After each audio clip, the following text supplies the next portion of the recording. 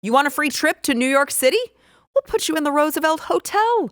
You got it made. Yeah, we have homeless veterans on the streets. Who cares? That's fine. We'll put you up in a 5-star hotel. We appreciate you breaking the law to be here.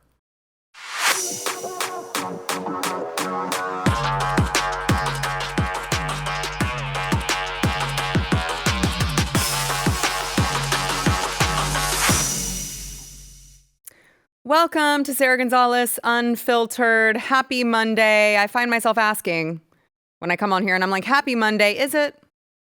I don't know. You tell me, because our country seems to be overrun by illegal immigrants from all different third world countries. You know, they talk about equity. We do have equity here in the sense that we are accepting all the third world countries into, to import here into our own.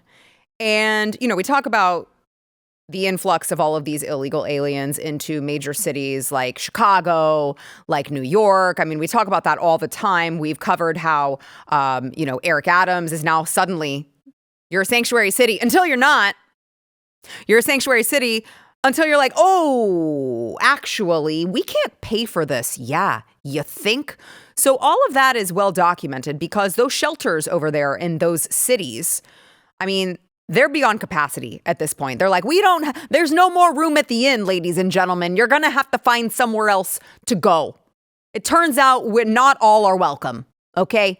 It was a really nice thing to say when we were just saying it, and it was just a figure of speech. Now that you're actually showing up here, we didn't think you would actually show up.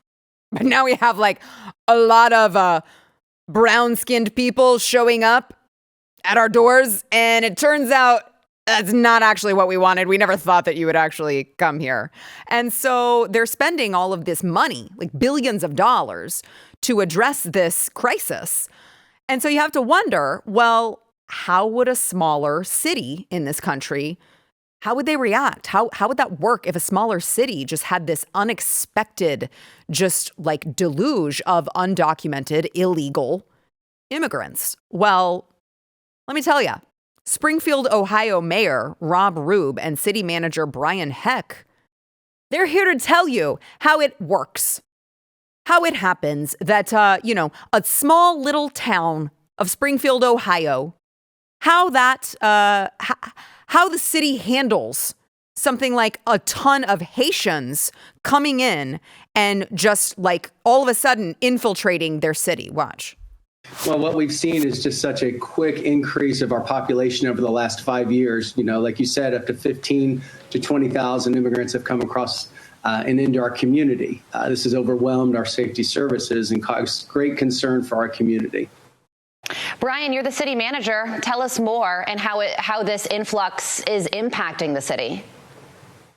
Yeah, certainly. Thank you for having us on this morning. When we see a 25% increase over a 3-year period, we're a community. We do not have the capacity to sustain that.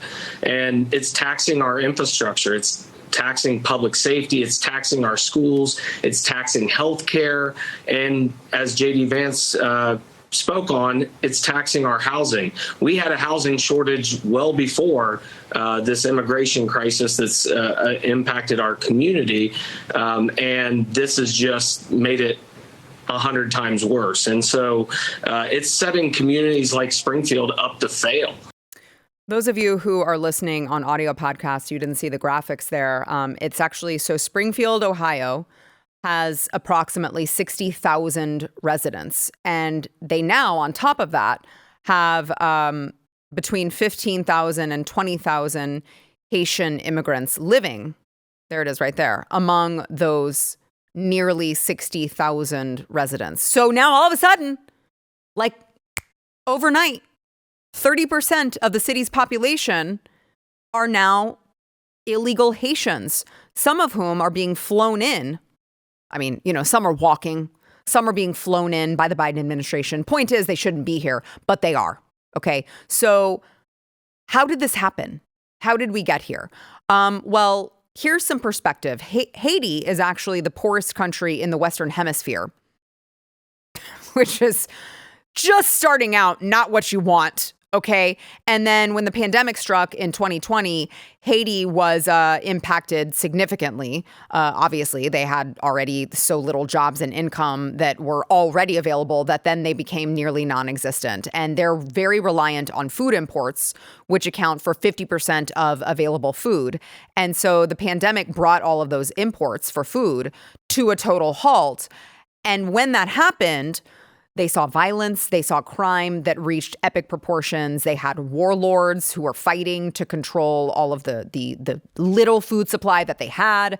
And so they had a lot of Haitian migrants who fled the area, because of poverty, because of brutality. Is that the place, Stephen, is that where a barbecue? Isn't that where barbecue is? We were just saying that in the control room. I said, I didn't think that's where barbecue came from. That's where barbecue is from. Barbecue is, of course, one of those warlords who decided to take over Haiti. And so he's nicknamed Barbecue because if he doesn't like you and he is mad at you, he just sets you on fire. He just burns you. That's why he's called Barbecue.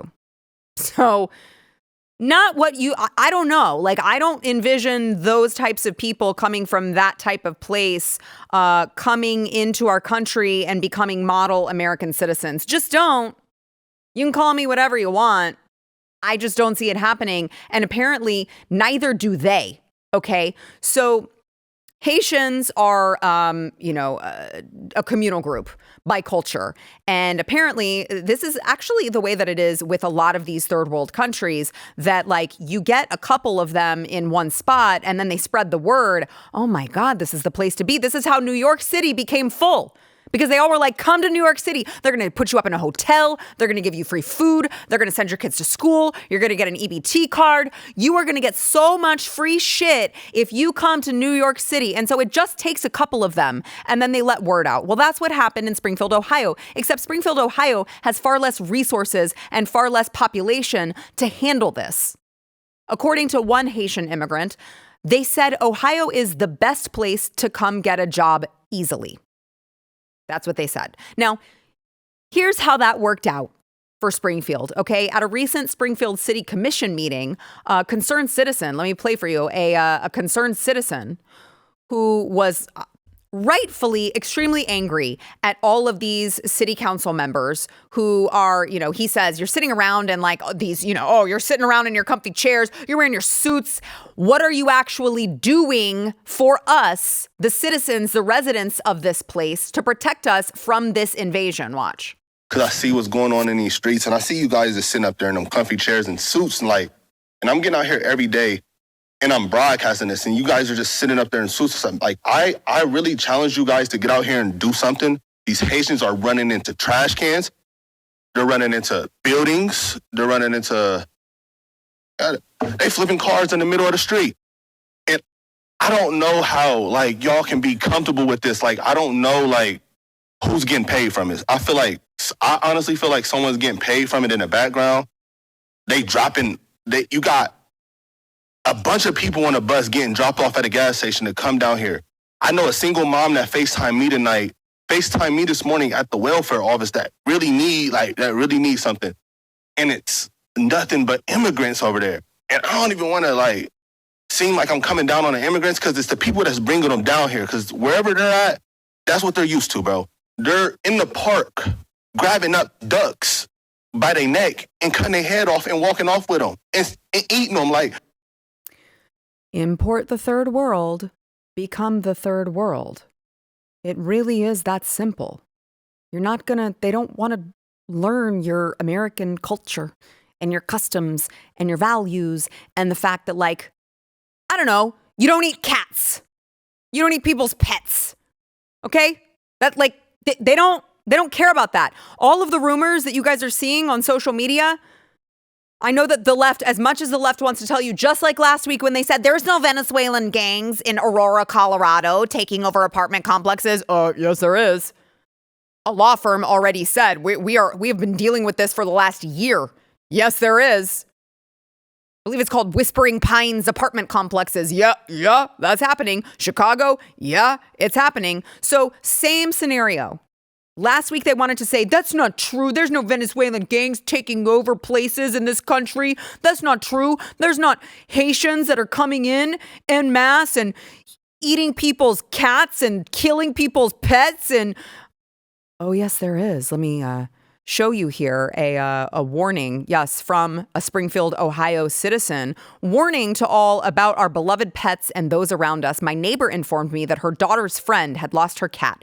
She checked pages, kennels, asked around, etc. One day she came home from work. As soon as she stepped out of her car, looked towards a neighbor's house where Haitians live, and saw her cat hanging from a branch, like you do a deer for butchering, and they were carving it up to eat. I've been told they are doing this to dogs. They have been doing it at Snyder Park with the ducks and geese, as I was told this last bit by rangers and police. Please keep a close eye on these animals. I gotta tell you, if I catch you coming to kill my cat, Stephen, what would happen? Not good things. You're gone. You're 6 feet under the ground if you come for my cat. I don't care what your culture is in Haiti, okay? I don't care that you come from the third world. You don't come here and eat our pets. By the way, I did see a video over the weekend of a woman actually getting arrested.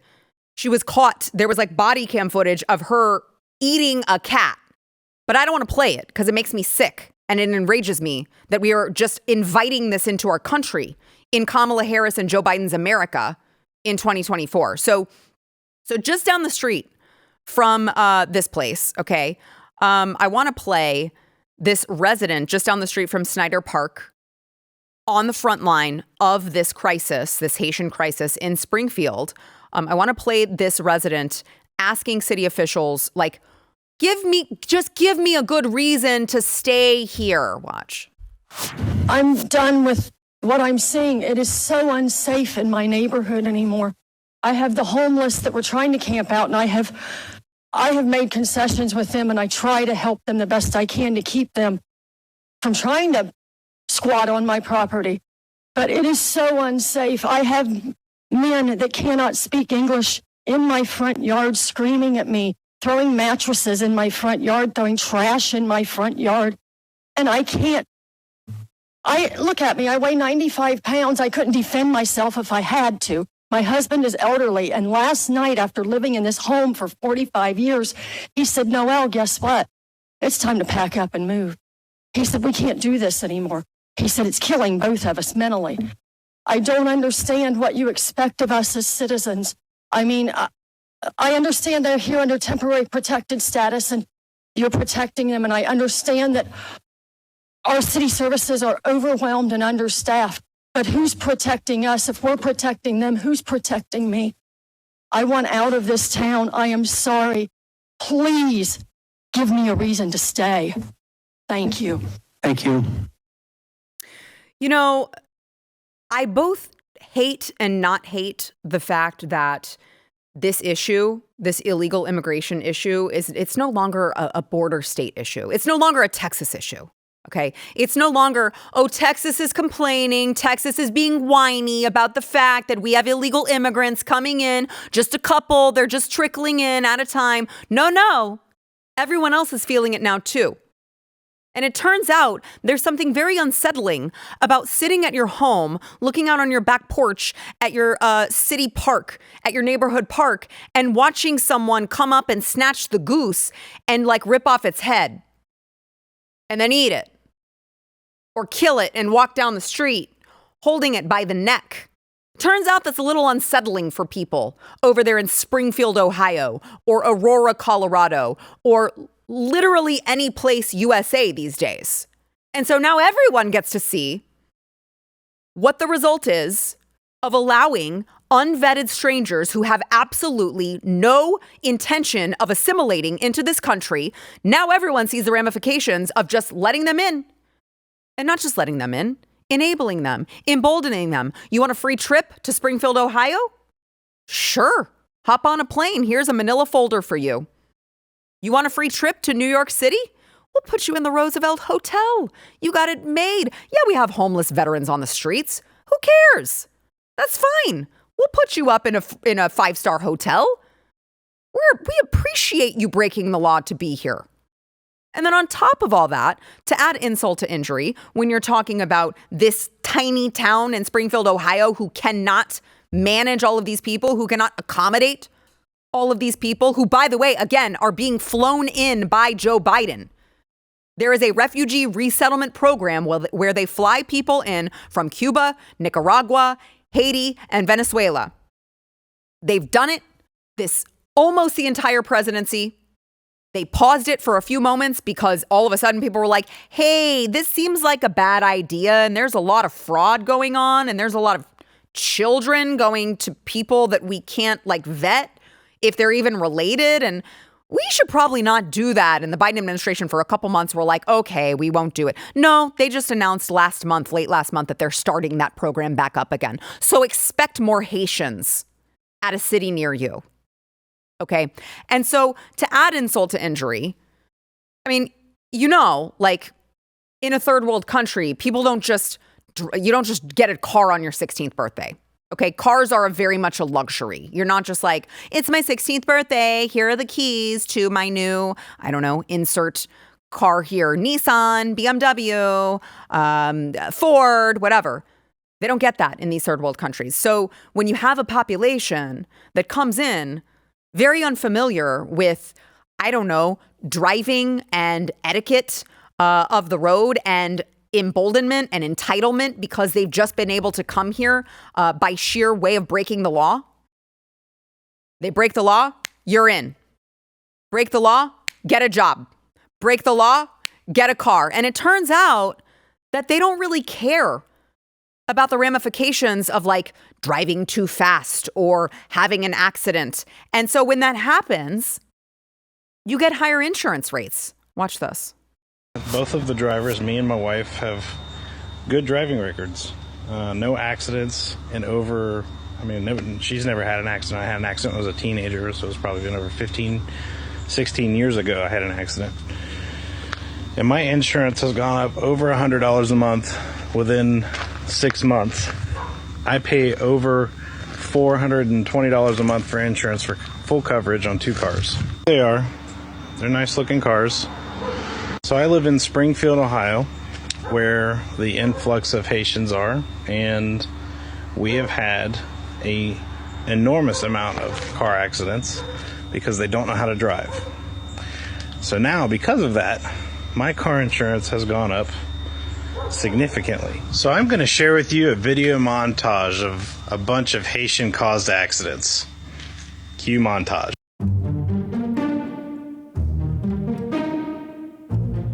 They don't care. Those of you who are listening, it's just one after the other.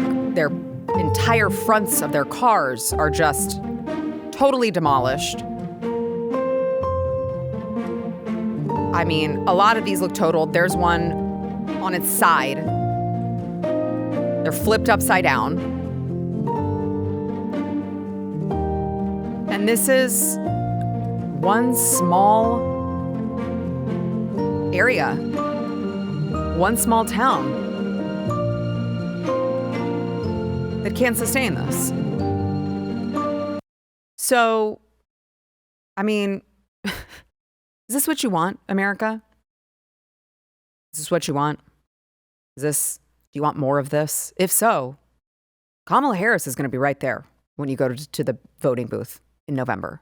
And you're welcome to check that box, circle it in with a Scantron pencil if you guys do paper. No, probably most of you use voting booths that are able to be, manipulated, or it's going to have the wrong paper, or it's not going to be counted correctly or whatever. But this was totally preventable. It was totally and completely preventable. But instead, this was done by design. And when we come back, I want to bring on my panel, and I want to talk more, not just about Springfield, Ohio, but obviously this is a nationwide problem. So let's move to another area. I was just talking to someone the other day who was like, hey, My family member lives in Colorado, and I was having an argument with him because he said that this isn't actually happening in Colorado. It's all happening. This isn't a deep fake. This isn't like some well thought out Russian disinformation plan. It's literally happening. More on that when we come back. First, we want to thank our sponsor, Jace Medical. So according to a new report, President Biden has signed off on a highly classified plan that shifts America's nuclear strategy to focus on China as a nuclear threat and to prepare for the possibility that the communist nation could team up with North Korea and Russia against the United States. Oh boy, more fun on the horizon now. Does that make you nervous? It should. So are you asking yourself, hey, are we prepared for some sort of unprecedented event? Well, you may think about emergency food when you think about preparedness, but you also need to think about emergency medication. So that's why you need the Jace case, okay? It's a personalized emergency kit. It has 5 life-saving antibiotics for emergency use, and it's very, very easy to do. All you got to do is go fill out a simple form online. You will have it in case you need it. They've got add-on options. They've got EpiPens. They've got ivermectin. You can customize it to suit your family's needs, but do not be left unprepared. We have this. I highly recommend it. Go to jace.com, enter code Sarah at checkout for a discount on your order. That is promo code SARA at jase.com.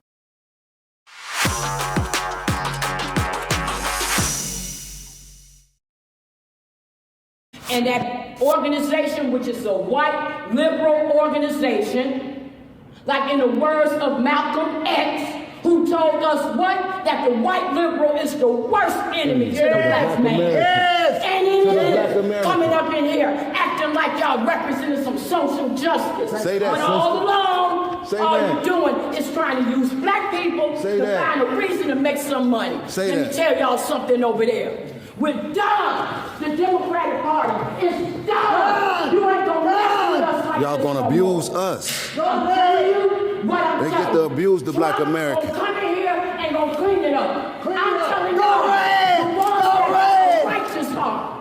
You leave the Democratic Party. Do just like RFK Jr. Just do like that Tulsa lady. You better get up out the Democratic Party. Save yourself. Well, that was a Chicago resident who I would say was a little bit incensed, a little bit mad about the illegal immigration problem. I want to welcome to the show, we have Matthew Marsden, BlazeTV contributor and actor and producer extraordinaire, along with Jack Posobiec, who's in person. I'm here. I'm actually here. I'm here because of you. Well, I'm glad that you're here. He had that event over the weekend, of course, senior editor for Human Events. Yeah, I heard it was a tremendous event. Marsden was there. You know, he kind of he churched it up a little. You know, brought the nobility aspect. Right. Yeah. I know he does that. He'll say like the rudest, the most crass word, and I'm like, but it just sounds fancy when you say it. Yeah. He gussed it up a bit. You can get away with it. I'm completely dumb, but I sound very smart. No, it's good. So make sure, by the way, as I mentioned on Friday, Jack is a complete overachiever, and he's like, I'm going to write 2 books in 1 year. We decided. Well, because we'd written the anti-communism book and did pretty well. And then we decided, and in the course of releasing the book, this just inexplicable series of events took place where, and we all know that President Trump was shot, bullet grazing his ear 1 inch away from sudden death, his head blown off, civil war, who knows what would have come afterwards. 9 days later, Joe Biden drops out of the presidential race, something that is, and inexplicably, or perhaps completely by design, the entire media stopped talking about both events. Yeah. They don't talk about Biden dropping out. They don't talk about Trump being shot. And I said, and I had all the, the publisher and the whole team. And I said, guys, we have to do another book. We have to do another book right now. And they said, how do you do 2 books in 1 year? And I said, we're just going to do it. So we did it. And so the book is out. The book is finished. The manuscript is in. The book will come out in October. It is bulletproof. How a shot meant for Donald Trump took out Joe Biden. And it is available for pre-order. It's available now for pre-order. On Amazon. So make sure that you go pre-order that. Do you sleep? Best night's sleep in the whole wide world. Really? MyPillow.com. Go Poso! I walked into it. Right into it. Totally walked right into it. Oh, God. Whatever. Yeah, drink your water, Jack. All right. So more than Sara Gonzales tears. We're talking about this illegal immigration situation. I don't know if you guys were listening. I was talking about the Haitian migrants immigrants, illegal immigrants who are coming in and eating people's cats. Well, the issue, though, part of the issue is that they're not necessarily just illegal, because Kamala Harris and Joe Biden expanded the Haitian refugee program and totally created this new class of refugees for them, because when their president got assassinated in 2021, now suddenly by Colombian mercenaries, which like we're not supposed to talk about that, and that the whole country has been plagued, or half of the island there has been plagued in chaos. The gangs are taking over. There's like cannibal gangs and prison gangs coming out.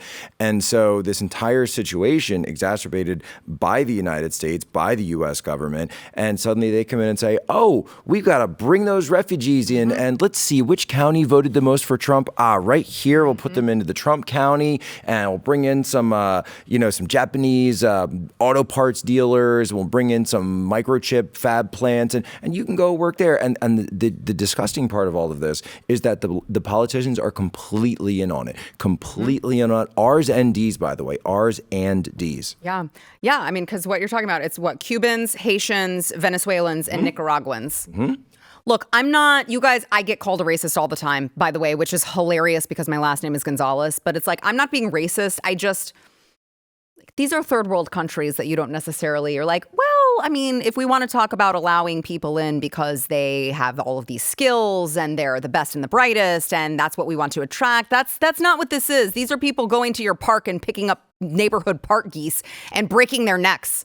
Yeah, it's not the best and the brightest. And that's not even the truth about what's going on. So the truth about what's going on is like I said, that you have corrupt deals that are being made between these geopolitical actors. They take crises, they use crises, in some cases they create crises to create these pools of people that they then bring in en masse. So 20,000 Haitians into one town, by the way. And there's hundreds of thousands of more, but this only is just has a population of 60,000. 60,000.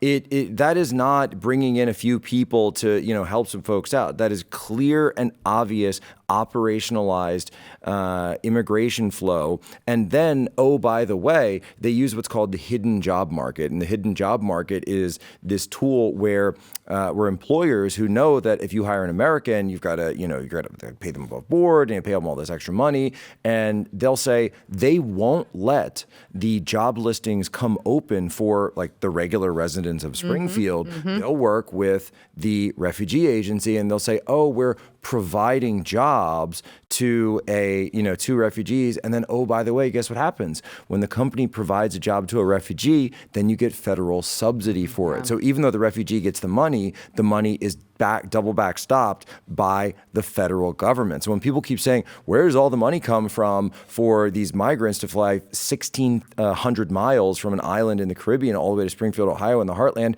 it comes from us. Right. We paid for it. We're paying for all of this, and all the middlemen are taking pieces along the way. That's what's going on. So no, this isn't something about, or are we welcoming or unwelcoming? No, it is a corrupt government organization and a corrupt operation that we are exposing. Yeah.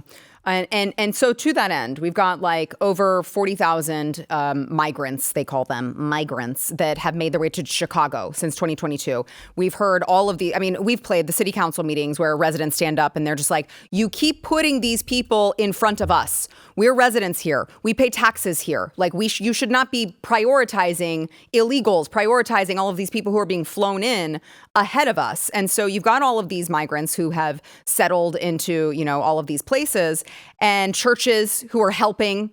They're not helping the Black community. Black Lives Matter is not helping the Black community, but all of these churches are helping these illegal immigration communities. And I want to play this. Let's play this clip. Venezuelan family moves into their first home in the United States. Watch. When they first arrived in Chicago in 2022 as new arrivals, they landed at Grace and Peace Church. This home is the first of 4 distressed West Side homes the church bought, rehabbed, and sold. We met them at the bus, and they were so distressed, and worked through a whole process with them. And now they're stabilizing their own home. It's awesome. Is it? With all of their savings, programs to assist first-time home buyers, and an individual taxpayer identification number, the Gomez family made their dreams come true. Oh, great. But she can't bother to learn English. Rengel says, really now, is the American dream. Grace and Peace Church plans to sell their other rehabbed homes to other first-time homebuyers of color on the West Side, to hopefully improve the lives of their families and their communities. But the wrong color, because they ain't doing shit for the black community in Chicago, who, I don't know, I would say has their fair share of problems that maybe they could use some help. But no, we're going to make sure to provide houses for Venezuelan families who can't even bother to learn English. Yeah, but part of the issue here, like you were saying earlier, Jack, is like when you look at someone busing in that many people into one small town, you see it. All of a sudden, you see the difference because you've got 60,000 people live there, 20,000 people come in. That's a dramatic difference, right? So you see a huge difference. We've been saying this for years and years and years, that actually it's going to affect the poor, the people that a lot of the people that are voting for the Democrats, right? Like we're saying, hey, listen, these aren't friends of yours. Right. They're looking to destabilize your area and replace you, basically, is what they've been doing over the years. And now just because you see it in one area, it's highlighted, but this has been going on for the past 10, 15 years. But it's because America is so big. I've been saying this about the UK as well. The UK is it's a small place, so you kind of see it a lot quicker. Right, it's like this is what's happening right here. You see it a lot quicker, especially if they're going in there like cooking cats and grabbing hold of seagulls and eating them and breaking their necks. I mean, it's just absolutely outrageous. But look, what this all comes down to, in addition, as you were saying about bringing the best in, it used to be America brings in the best and the brightest. The process that it took me to get in took years. It was, I had an O1 visa, which is an alien, and you can't say that anymore. I can't say alien, right? Because apparently it's politically incorrect. Alien with extraordinary ability. So they had to check through. Wait, how did you get extraordinary ability? I mean, how did... You've never seen me juggle, dude. Yeah. Oh, okay. All right. No, but so you get in, you have to go through that process, which is actually very, very difficult, especially if you go into LA or New York, are the two places where most people are processed by. And then you have to wait, you have to go and do your green card. And then after the green card, 5 years later, you get your naturalized citizenship. And as you know, and Jack, I have a son, an adult son, that is still waiting. He's waited 2 years so far, and he's got another 4 years to wait. He's got a business degree from one of the best colleges in the UK, would be an absolute great asset to America. And he's getting screwed. Meanwhile, they're rolling the red carpet out for people that cook cats. Right. Well, I know we have to take a break here in a second, but but when you got here, they gave you a free house, right? The church did? Yeah? Did that? No? Yeah, that didn't... no. Oh, okay. No. Okay. But look, did you consider getting a tan first? I was thinking about it. Okay. I was thinking about changing my name. Right. And the big thing, though, is again, that this is what the left does with government money. They put it towards sources of bringing in people from certain parts of the world that they think will add to their political coalition. And there are certain elements of the Republicans as well that say, hey, free labor, cheap labor, this is great. And then so they'll get the political donations, and then the left gets to direct federal dollars to all their advocacy groups. Yeah, but hey, the Great Replacement is just a crazy right-wing conspiracy theory. All right, we got to take a quick break. We'll be back with more, but we want to thank our sponsor, the segment Relief Factor. So those of you who are living in constant pain, it doesn't have to be that way. You can try Relief Factor. It's an all-natural anti-inflammatory. I've used it. Matt's used it. There are so many people in this building who have used it, and it's been successful for them. So if you're, I don't know, you could take something that's going to make you loopy, or you can get addicted to, which I wouldn't recommend. Or you can take Relief Factor, which actually targets the inflammation, which is, of course, the root cause of your pain. So if you're like rubbing a cream on it, you're like, oh my God, it's cold and then it's hot and that feels great for 10 minutes and then you're in pain again. Don't do that. Try Relief Factor. They've got a 3-week quick start pack. It's $19.95 and they've got a guarantee. So you've got nothing to lose except your pain. Go to relieffactor.com. Get that 3-week quick start over at relieffactor.com.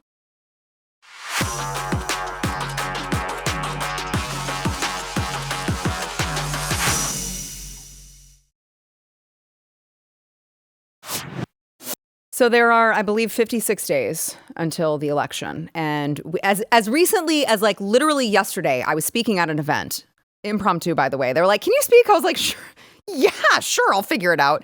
And I was like, Kamala Harris, you go on the website today. Kamala Harris does not have one single policy listed on her website. It's meet Kamala, meet Tim, donate money, buy their crappy merch, or get involved. There's no policy. Well, now, only 56 days left until the election, they have finally decided to launch a page containing policy for Kamala Harris. So let's look at some of that. So they must have spent a lot of time working on this, since they took so long to get him up, right? I mean, these must be the best policies you've ever, ever read. Right. Yeah. This is going to save the country, clearly. This is hardcore stuff here. Yeah. Here we go. We've got the doubling down of the support of the border bill that, of course, Senate Democrats tried to push through Congress. So the amnesty bill. So just correct. Yeah, I hate that it says the border bill because it's just... Well, that's what they call it.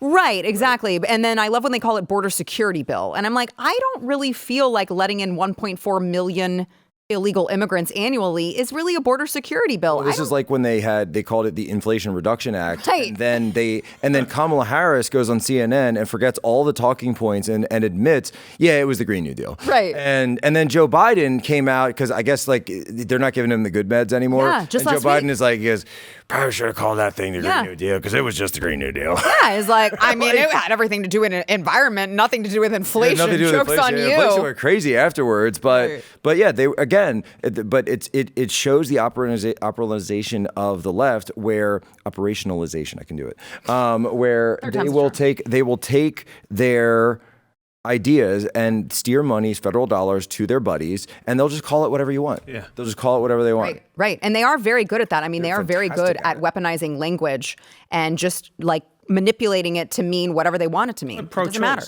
Yeah. Pro-choice. They do that all the time. Yes. They're the best at it, and we don't challenge them enough on it. Right. You just say, no, I'm not calling it that. Yeah, it's pro-abortion.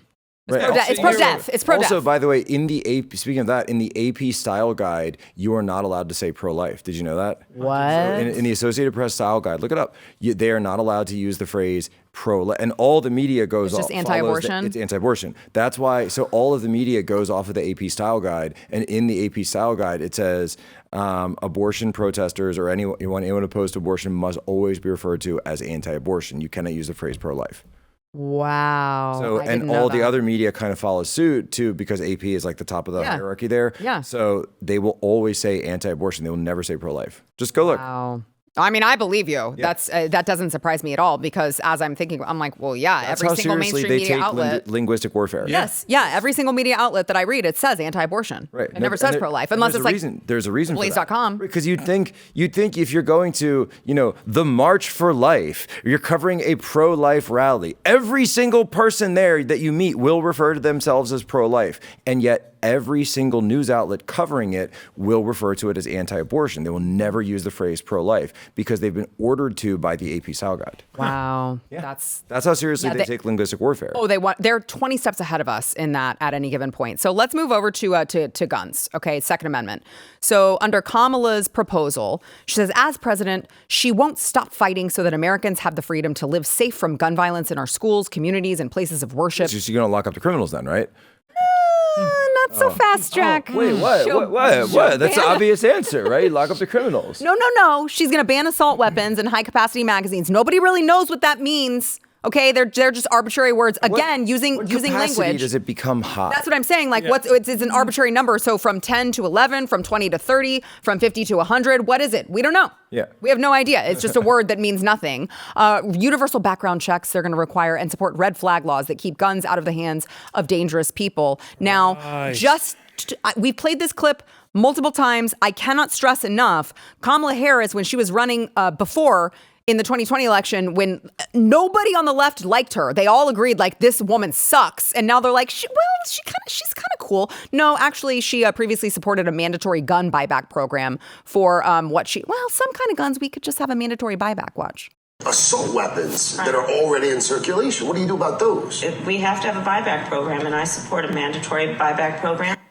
In fact, just recently, as over the weekend, Bernie Sanders went on, I think it was MSNBC, and he said, yes, she's going to be progressive. She just is hiding it because she needs to get elected first. Again, but this is the linguistic warfare. This is the language warfare again. So it's not a mandatory buyback. It's mandatory confiscation. And you'll be compensated on the back fairly end. Fairly compensated. No, it's confiscation because that is a piece of private property, and it's also an ex post facto law, by the way, because if I own something that's legal for me to own under the state and federal laws, and you pass a law that says, well, it's not legal, why am I not grandfathered in? Right. So there's all sorts of issues with this. But again, they use the linguistic warfare of saying, oh, well, it's a mandatory gun buyback. Like, what do you mean buyback? I didn't buy it from you in the first place. You're the government. You didn't sell it to me. It's ridiculous. No, it's gun confiscation. And again, we just have to, every time they try it, just refuse. Just refuse gun confiscation. You want to ban guns. Yeah. You want to confiscate the guns. You want to go door to door. How do you think that's going to work out, by the way?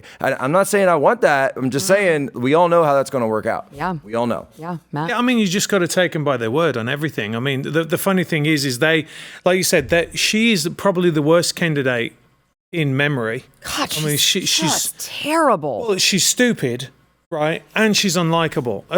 Which they know. Yeah. Well, they so do. That's why they told her not to take interviews. Yeah. So, but what you're saying as well, Jack, is if you look at the way that the media is covering it, they're memory holding so much. If we had a decent media, they would have destroyed it. There would not be, and I don't think it's close right now, personally, but they're trying to tell us that it's close. It wouldn't be because she's such a bad candidate. Like, she's contradicted herself on so many points. This is strategic on their part. Their strategy has been, and currently is, they propped her up as much as they could. They ramped her up with the gaslighting prior to the DNC. Remember, she never spoke before the DNC. Right. She didn't say a word. Yeah. And all of a sudden, we're getting, Kamala Momentum is sweeping the nation. From where? Where is it sweeping from? At least with Taylor Swift, you could see the concerts and you could see that it's full of people. Like, okay, there are legitimately a lot of people that want to go see her. I have my own thoughts about it, but there are legitimately people that want to go and see the movies, etc. With Kamala, it's just, what's this premised on? It's nothing. Right. It is a psyop. And so they realized they could psyop her into ramp her up as high as possible prior to the DNC, and then because they know that every time you see Kamala, her numbers go down. Yeah. So the strategy is ramp it up. So you prime the pump as much as possible prior to then you know that every point it's going your terminal line is going to be going lower and lower and lower and lower. So your hope is that she just stays above water by November 5th. Yeah. But unfortunately, it doesn't look like that's happening. Yeah. Okay. So on that note, let's take a quick break, and then I want to talk about the Republicans. Those of you listening on audio, I'm using air quotes for that one. The Republicans who have come out publicly in support of Kamala Harris. First, we want to thank our sponsor of this segment, MD Hearing Aids. So if you or someone you love wears hearing aids, you need to know about MDA Hearing. It's FDA registered. It's rechargeable hearing aid. It costs like a fraction of what typical hearing aids cost. I have someone in my family who needed a hearing aid a couple years ago, and I heard the cost of those things, and I was like, I'm sorry, what? Like, we're talking thousands of dollars. Nobody can afford that. So they've got a Neo model that costs over 90% less than clinic hearing aids. It fits inside your ear. Nobody can see it. I'm telling you guys, the technology now is like superb. They've got a Neo XS that's even smaller. And so if you guys are looking, you have someone or someone you love, I don't know, I feel like some husbands in the audience are like, I don't really want to hear. I don't want to hear my wife nagging. Please stop telling me this. Look, just go to shopmdhearing.com. Use promo code Sarah. You'll get their new $297 when you buy a pair offer, and they're adding a free extra charging case, $100 value for listeners of this podcast. That's shopmdhearing.com. Use promo code Sarah.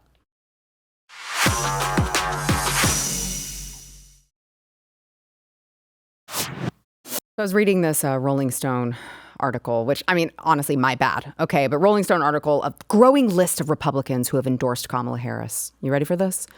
Liz Cheney. News to me, that's a Republican. Really, Liz Cheney? Okay, Dick Cheney. Wow. Oh, no. How can I live knowing that Dick Cheney is going to vote for Kamala Harris? Who else? Jimmy McCain. You might be asking, who? Oh, John McCain's youngest son, Jimmy McCain. Why the hell do I care who Jimmy McCain is voting for? I don't know. Here's some other ones. Stephanie Grisham, Adam Kinzinger, and Ana Navarro. You guys serious? You can't possibly be serious. The growing list of Republicans. Like, I was already voting for Donald Trump. Why do you keep trying to talk me in to voting for Donald Trump? That's a selling point at this point. These are not Republicans at all. Joe Walsh. oh, wow, how can I ever live knowing that Joe freaking Walsh, who has been basically a Democrat for a very long time now, is voting for Kamala Harris? This is incredible to me.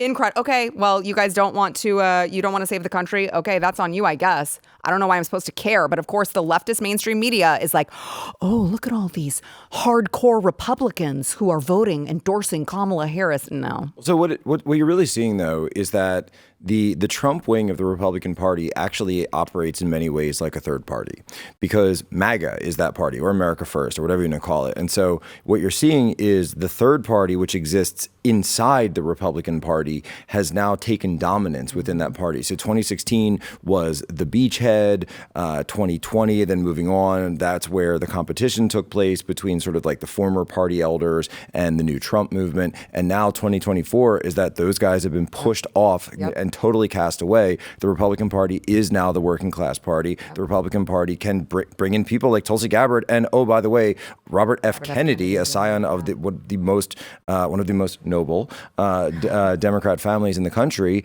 And those guys, they have nowhere else to go. So they say, why? Might as well be a Democrat now. Yeah. I mean, show your true colors. That's fine.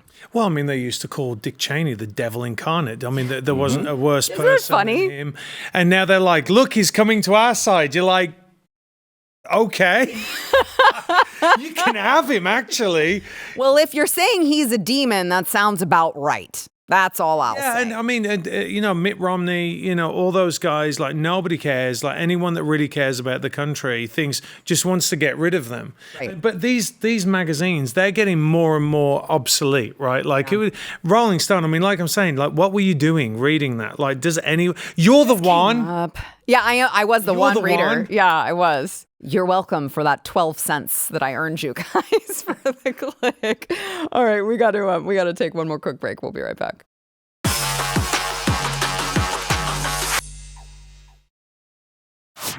We only have like 2 minutes left here, but I want to play for you. You guys will recall Donald Trump had a nickname for Kim Jong-un. Called him Rocket Man, which of course was a song by Elton John. Well, Elton was asked about Donald Trump using that. Seriously? Yeah. Here's what he had to say. I know that you're not a supporter of Donald Trump's. He loves your music. How did it feel when he took the lyrics to Rocket Man and he used it as a nickname for Kim Jong-un, and then he gave Kim Jong-un I laughed. I thought it was brilliant. You weren't expecting that. It's so good. Concerts many times. So, I mean, I've always been friendly towards him, and I thank him for his support. Yeah, when he did that, I just thought it was hilarious. They've been friends for a long time. Yeah. How hard is it for a celebrity to just, and of course it's Elton John, who's like the weirdest guy, to just be normal? Just act normal. Just act normal. You guys were friends with him for 40 years before he got into politics. You're all friendly. You did the shows, you did the movies. He promoted all of these acts when he was doing Atlantic City, and Elton John would come through and they'd all perform there and do the photos, etc. Just be normal. Right. Just be normal. Right. You don't have to say you like his policies or whatever, but like, I thought it was hilarious. It was hilarious. It was. Listen, I've met Elton John multiple times, and he's actually, believe it or not, in real life, he's actually a really nice guy. Like, he's very nice and amenable, like you see there. And shock horror that you can, I don't know if he disagrees with Trump's policies, probably does, but shock horror. Mm-hmm. You don't use that to define everything about that person. Mm-hmm. You're like, I can still like him as a person. We can still get on and disagree about things. Remember when that was a thing? Right. Yeah, I know. That reporter was like, that didn't. Oh, yeah, he thought he had something. He was like, I'm going to get it. That didn't happen the way I thought it would. All right, guys, thanks for being here. Make sure to pre-order Jack's book, Bulletproof, and follow Matt on YouTube. We'll see you tomorrow.